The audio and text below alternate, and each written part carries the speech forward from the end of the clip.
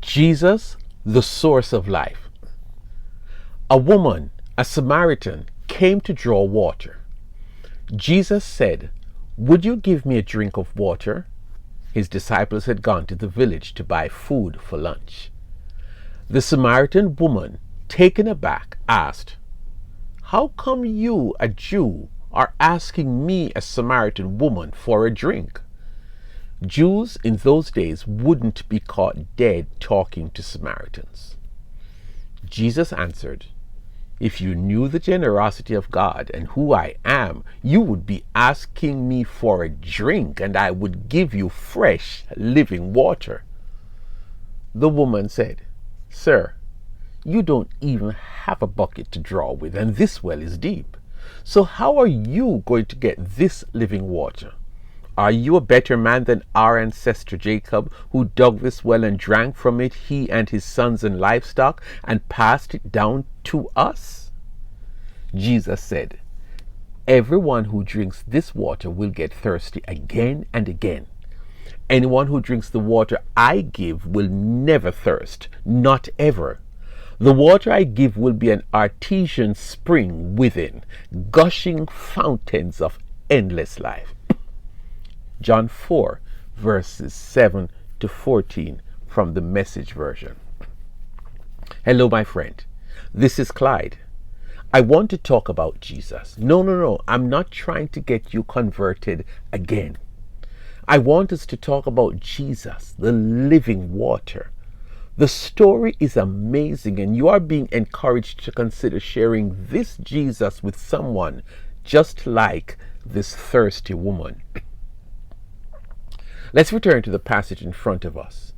Jesus was on one of his many trips from Galilee in the north to Jerusalem in the southern region of Palestine. It's a trip he had been on several times before from he was an infant. Luke 2 verses 22 to 40. So what's special about this story? You have to agree that Jesus is a master communicator. There is a question in my mind before we dive in further. Did Jesus intentionally go and sit by the well because he knew the woman was coming? Did he intentionally send away the disciples to buy food so he could have time to have a conversation with this woman without them being around to interrupt and judge? As it turns out, Jesus had an uninterrupted conversation with a woman he was not supposed to be caught dead talking with. But who can tell Jesus what to do? Jesus asked Miss Samaritan for some water to drink. What an arbitrary way to start a conversation with a stranger, and she walked right into the palm of his hands by her response. Being a Samaritan, she could have insulted him. And you might ask, why? It's right there in black and white. The Samaritan woman, taken aback, asked, "How come you, a Jew, are asking me, a Samaritan, for a drink?" Jews in those days wouldn't be caught dead talking to Samaritans. Acts 4 and verse 9. So Jesus has already jumped over cultural lines. If you were Jesus, what would your response have been? Jesus was so relaxed. He basically told her if she had any idea who he was, she would have asked him a long time ago for him to give her living water. Jesus was in control of the conversation that day. It seems each exchange between them sets the stage for him to get closer to his goal. And what might that be? I'll share one last portion of their conversation before I answer that question. The woman said, "Sir, you don't even have a bucket to draw with, and this well is deep. So how are you going to get this living water? Are you a better man than our ancestors Jacob, who dug this well and drank from it, he and his sons and livestock, and passed it down to us?" Jesus said, "Everyone who drinks this water will get thirsty again and again.